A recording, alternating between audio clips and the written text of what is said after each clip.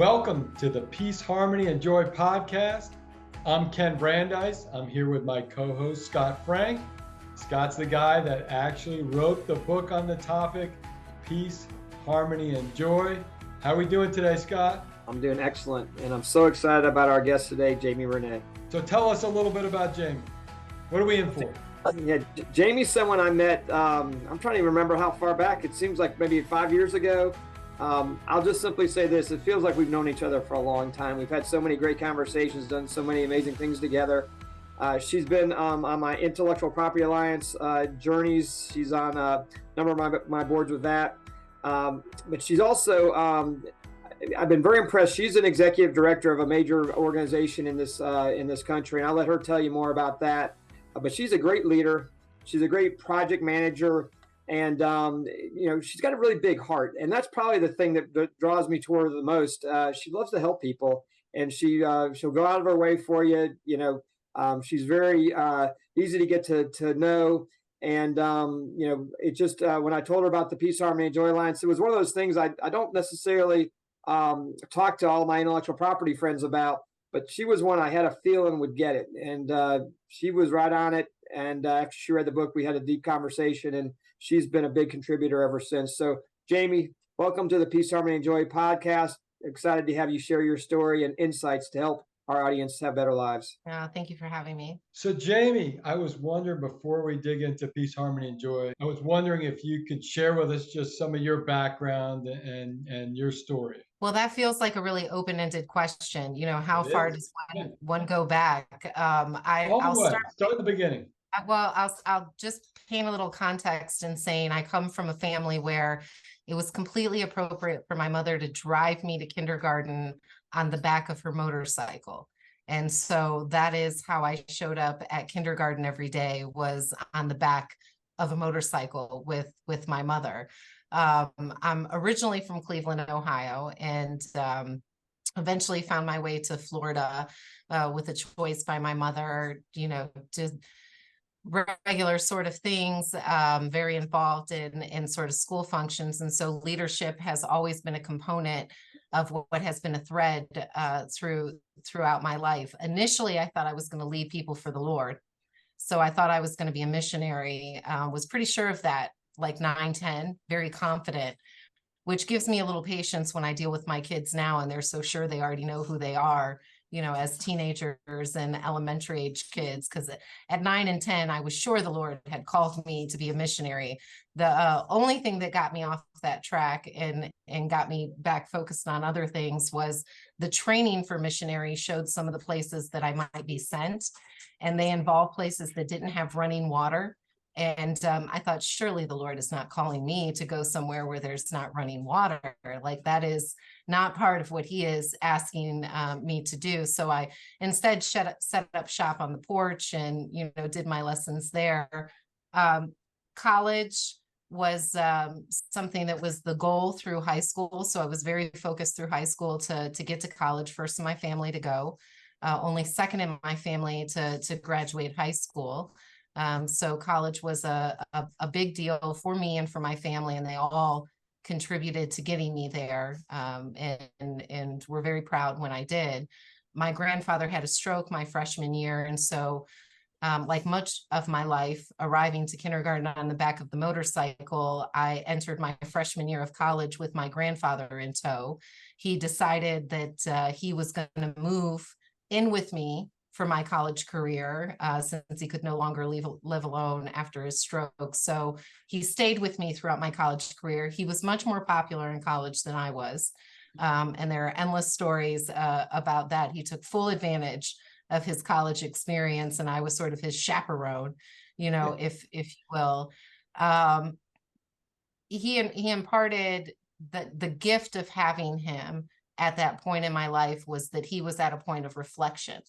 And so he shared wisdom with me that I still draw on today, years after his passing. He shared what went right, what he learned, what went wrong. And I just sat at his knee, so to speak, and listened to everything that he shared with me. And he shaped me in a lot of ways through the wisdom of his experience and what he was willing to tell me, at that impressionable stage.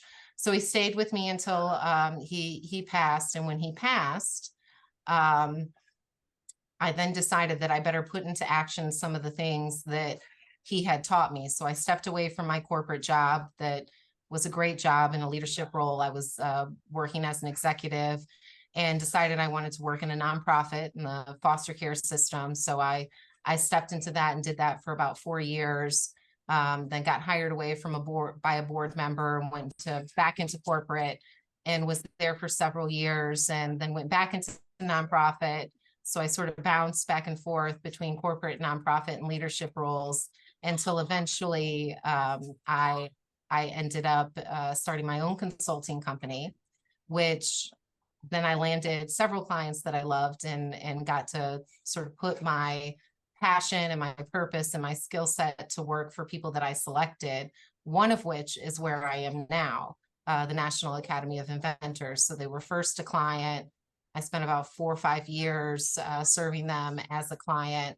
And then eventually they asked me to come on and lead their organization. When you say a client, what were you doing for these companies? Primarily strategic planning. I'm an ultra nerd. So you tell me what you want to accomplish and I tell you how to get there. Step by step of what kind of team you need, what kind of skill you need, what kind of goals you need to manage and track, and how you pivot when obstacles come in the way or opportunities present themselves. So I was helping form the strategic plan and then helping support the implementation of the strategic plan with some leadership coaching as well for the academy. Interesting. And so from what little I know is that you are also involved in the, I guess, Florida IP Alliance and some other IP alliances, which I know Scott is big into. So what was your connection into that world? Because that's typically an attorney that does that, no? Right. Well, so the National Academy of Invention is focused on intellectual property in the space of academia.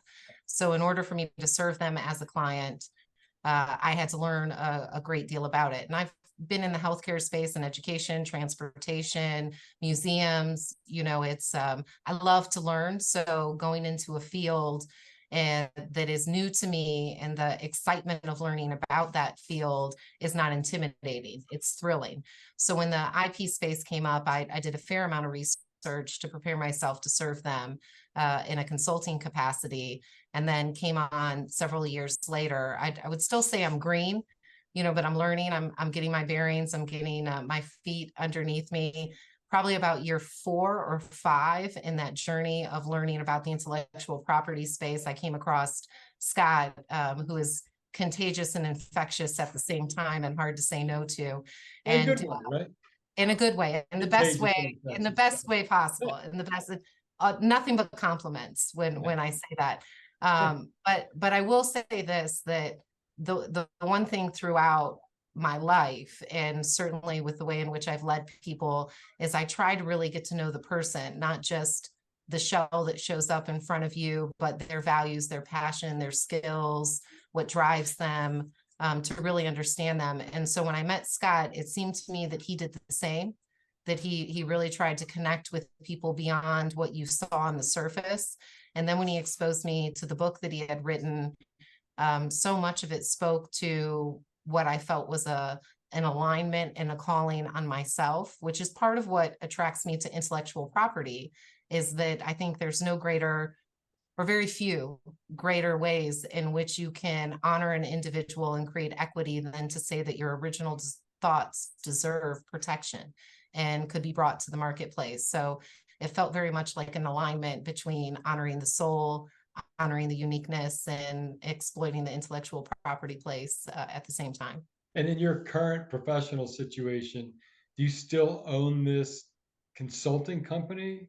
Or I do. Yeah. So I'm very selective of the clients that I take, because as Scott will tell you, it's hard for me to say no to things that make sense. And so I have very few hours to spare. Most of the clients that I take now are clients that the name of the company is Good Day Solutions. And the reason that I named it that, and it certainly is my selection process now, is that I'm only willing to work with people that create more good days for others. I'm not willing to be a part of something where you cannot articulate how you're creating more good days internally, externally, or both. And so the clients that I do work for now, in addition to leading the academy, are few and far between, but those individuals that I think with a little bit of help really could make a positive impact in the world, and I'm happy to be a part of it.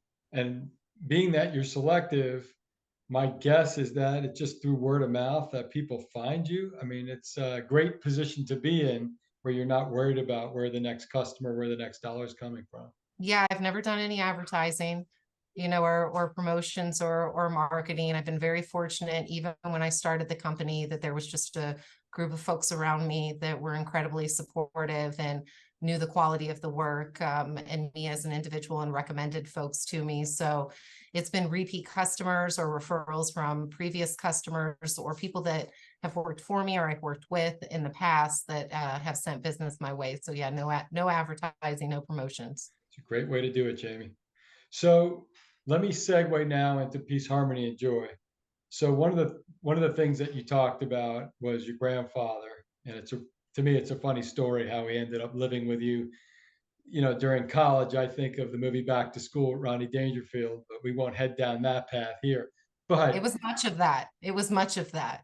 good, that's what I would hope there would be. It was, yeah. But it sounds like he taught you great stuff. I'm just curious, in the Peace, Harmony, and Joy book, were there things were there intersections between what you learned from your grandfather and what was in the book? Yeah, I mean, I will say this, my grandfather, I did mention that I'm only the second in my family to graduate high school. So his language of choice and the wisdom in which he gave me involves some words that probably wouldn't be right coming out of the mouth of a lady, or be included in the podcast. So I'll clean it up a bit. But he talked a lot about making sure that you were aligned with your passion and that you didn't chase, revenue or funds or reward or recognition, that you really looked for where you get in, where you fit in, is one of the places. He said, if it's comfortable, it's probably for you, but don't get too comfortable because, when you grow, it is uncomfortable. But what he also shared with me, was that he would say, life will, I don't want to curse, but it will deposit on you. Life will deposit on you. And when it does, it will grow whatever is in your mind and whatever is on your heart and whatever is in your soul. And so be very careful about the seeds that you plant in yourself and what you allow to take root in who you are, because life will deposit on you and it will grow those deposits. And so be very intentional about what you allow in.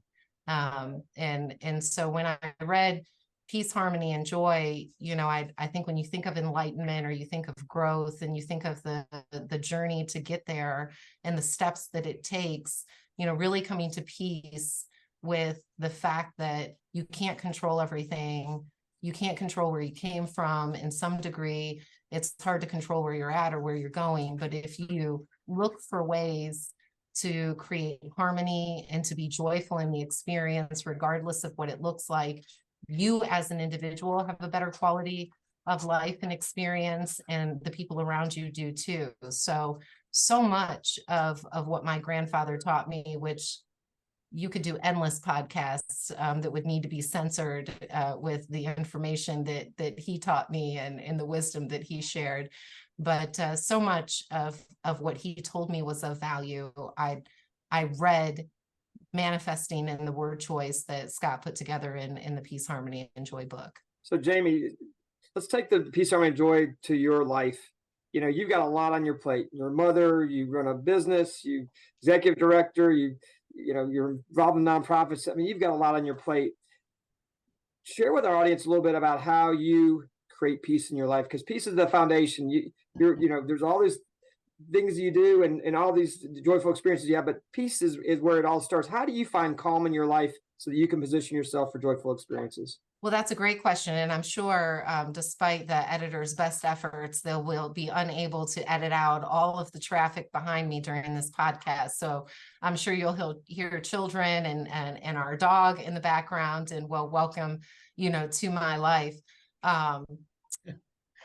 I would say, it's a matter of really what I try to do is to imagine that every experience is intentionally meant to be there.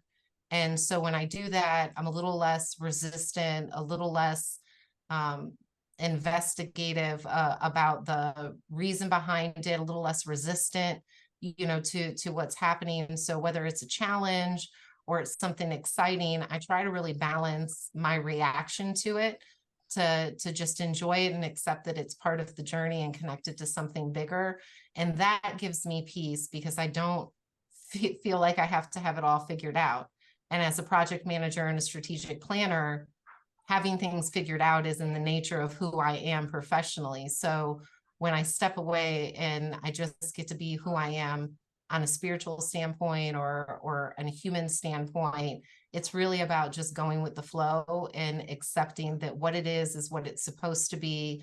And even if I don't understand it now, the clarity will manifest in the future. So that's powerful. And in the book we do talk about faith, and when you have faith, doesn't matter what religion you are, you have this ability to just trust that everything happens for a reason, and you don't stress about it, and you actually benefit from it. Whether it's a good experience or a not so good experience, everything is for the good ultimately. And if you have that mindset, it's amazing how you can have this kind of peaceful foundation. So that's, I think, very helpful, and it gives me a better appreciation for you, for me personally. Let's talk about harmony a little bit. So you have had a very kind of diverse life, right? You've had a lot of different things you've tried, and very, very different. I think for our audience, a lot of different unique experiences. But ultimately, one of the things that I've seen with you and you've reinforced today is I feel like, and maybe this goes with your faith, you're good at identifying your talents and your gifts, and you're good at also finding ways to use them. Can you talk a little bit about how maybe you identified some of your strengths at an early age, and how you have found ways to utilize your gifts for the betterment of society? Yeah, I think I knew I was a leader very early on. With young girls, they like to say that you're strong-willed. And I was really fortunate that I came from a family that embraced that. They channeled it, but they embraced that.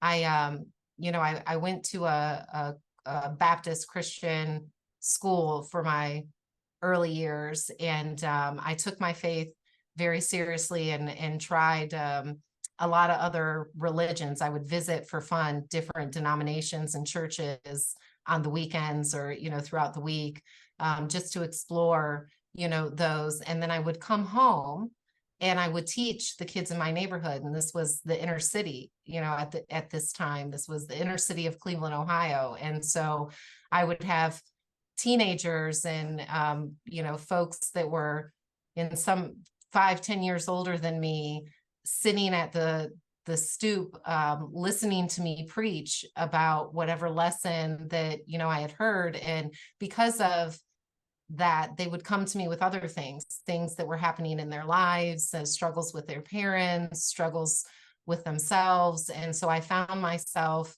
counseling not only my peers, but an age group that was older than me on topics that I had yet to experience. And so I knew very early on that I had the gift of compassion, that people trusted me. With that came great responsibility, and also came great accountability. And so I knew that I was a leader, a servant leader very early on, although I don't know that I could have defined it. In my business world and in my jobs, I was thrust into leadership roles probably way before I should have been in them.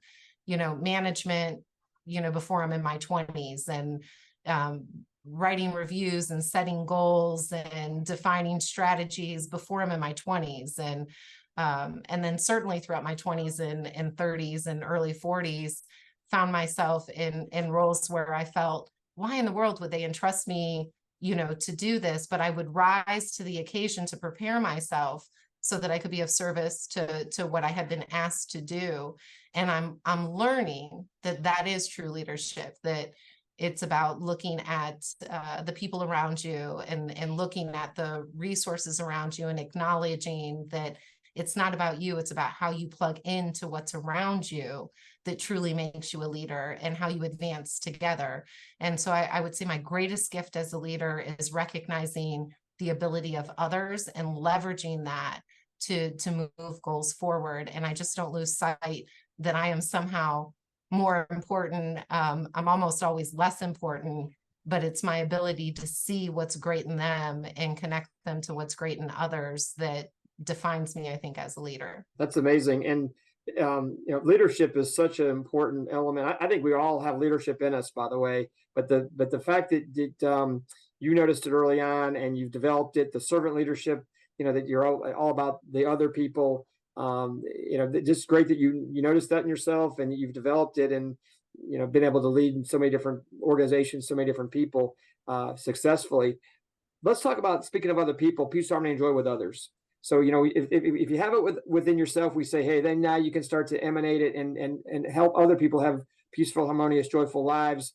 Can you talk a little bit how you go at it? How you think about it with other people, how you do have peaceful, harmonious, joyful relationships with other people in your life? Yeah, I mean, I'm a mom, which again, if you are not hearing the noise in the background, it's a surprise to me because it's echoing in my ears. My children have been told to be quiet, but clearly that is not going to happen. So I'm happy that you guys are rolling with it. My oldest daughter is on the autism spectrum. My middle daughter suffers from anxiety and is learning, to deal with that. All three of my daughters, of which I have three, are very strong-willed and incredibly sensitive and empathetic. And so the first thing I would say, the one of the greatest lessons that I have had outside of sitting at the knee of my grandfather and watching my mother, who is an amazing example of a leader, is my own role as a mother and what I have had to do to understand that they are not carbon copies of me and that they do not belong to me, and that I'm entrusted with them and in servitude to them, and that there is a calling on their life that is separate from my understanding of who they are, and that I have to figure out who they are. The idea that this child could grow inside of me and yet I not know truly who they are, and they're trying to figure themselves out, but at the same time, they're turning to me with the challenges that they're facing and asking for guidance and asking for direction. And I'm thinking, you've only known yourself for 15 years. I've only known you for 15 years. I don't know why you think I have all the answers, but teaching them to be in a place of peace and acceptance and to know that this version of themselves is not the forever version of themselves, and that this world that they live in today is not necessarily the world of tomorrow, and there is opportunity for them to make a difference while also being at peace with what's outside of their control, whether it be at school or in their social life. Being a mother has made me a better person and has made me a better leader. I have taken so much of what I've learned in being a mother and trying to properly be there for my children to the way in which I serve the teams that I lead. And I've heard from, people in their late 50s and 60s that say, I've had a lifetime working in a career. I have never felt seen the way that I feel seen now. I have never felt understood. I have never had someone take the patience to find out my strengths or ask me what my interests are or allow me to bring my whole self to work. And that's been incredibly rewarding to me.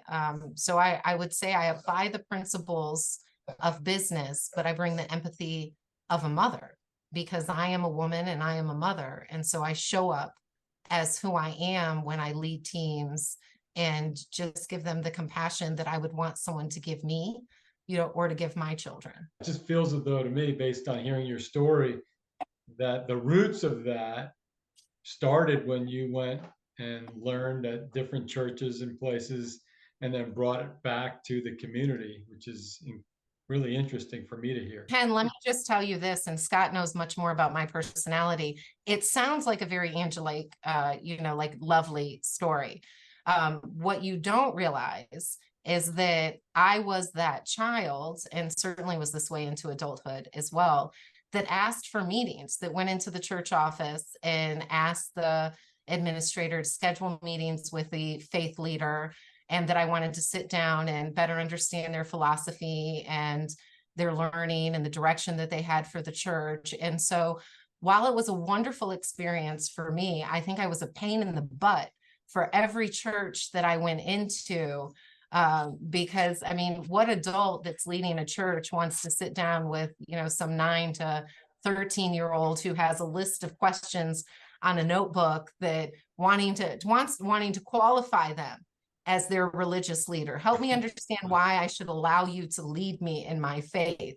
And they're like, I don't know, I have a church, God called me. And I'm like, yeah, but qualify it for me. Like, why should you be entrusted with me? So it sounds nice, Ken, but I was probably a bit of a pain if you asked other people. Well, I think at the end of the day, that's ultimately what they want, though. It may be inconvenience for people at some times, but at the end of the day, they want people to care about what they're doing and not just show up on Sundays and walk through the motions. So I certainly thought that was the case. we'll go with it. Yeah. Again, I think once you have peace, harmony, I think you see, Jamie's a very joyful person, and I think she emanates joy. I think people enjoy being around her. And, but I think that, the big thing is that, understanding that, her faith plays a big role in her life. And she doesn't take anybody for granted is what I'm, appreciating even more today, that she takes everybody as special. And, even her children, they're gifts to her. And, I have a better appreciation for how she has harmony with everybody because of, when you appreciate everybody who's around you, it's hard to not enjoy them. But it's also, I will say, parenting is probably, I like to say, the hardest job, and it's the most rewarding job you'll ever have. If you can have peace, harmony, and joy with your kids, you're onto something. Yeah, well, I will tell you, the middle schooler occasionally forbids me from hanging out with her friends or coming around, because I am incredibly embarrassing, and that I ask a lot of questions of her friends, and I want to get to know them, and I want to get to know their parents, and I want to get to know their siblings. And I just don't know how to show up and not be that way, but it is quite annoying to my children. I think it will be many, many more years before they find it in their heart to appreciate me. Right now, I'm the annoying mom that is way too engaged, and when they bring obstacles to me, I'm like, well, are you going to give up? And they're like, no, I'm not going to give up. I'm like, all right, well, then let's make a plan. Because if we're not giving up, then we're moving forward. So I don't know why we're sitting here complaining. Let's figure it out. Yeah. So I think they will appreciate, me one day. I don't want to give you the impression that I don't struggle with joy. I do struggle with joy sometimes. And in part, I think it's because my nature as a strategic planner, and as someone that's a project manager, is that I am naturally hardwired to anticipate the future in my career. And in life, it's very difficult to do that. And the future that you could anticipate could be filled with challenges and obstacles. And if I apply my professional skill set to my personal life, it can rob me of joy. And so I have to challenge myself not to show up in my personal life with those same sort of strategic planning, project management skills, even with my children, or my relationship with my friends, to always problem solve. I have to challenge myself to not go there so that I don't lose the joy thinking about all the possibilities and trying to plan for every scenario. So I find it, I don't stay in dark places or down quickly. I get up very quickly. I will say I'm incredibly resilient, but that doesn't mean I don't go down. I do go down, and I do struggle with that. And I just continue, when I'm in the struggle, to fight back to the joy. And thankfully I've done it so many times that I know the way there. And I think we say it's less stress, more joy. I mean, having joy all the time, I think, is almost an impossibility, although, I bet there are people doing it. But I think the goal is to have, as joy as much as possible. And I think when you have your faith and when you're true to yourself, you position yourself for many joyful experiences, and my sense is, you're pretty good at that, and it's, you're, a real blessing to your family because of that. I will play this clip for my children over and over again. Blessing for your family, and maybe it'll sink in. So it looks like we gave you a nugget that you can use. I like it. So I appreciate that. Anything I can do with these teenage girls. well, maybe we finish on that. So for the Peace, Harmony, and Joy podcast, please follow us, like us, give us a review. We love the 5-star kind, but most importantly, please join us on our joyful journey to bring peace, harmony, and joy to the world.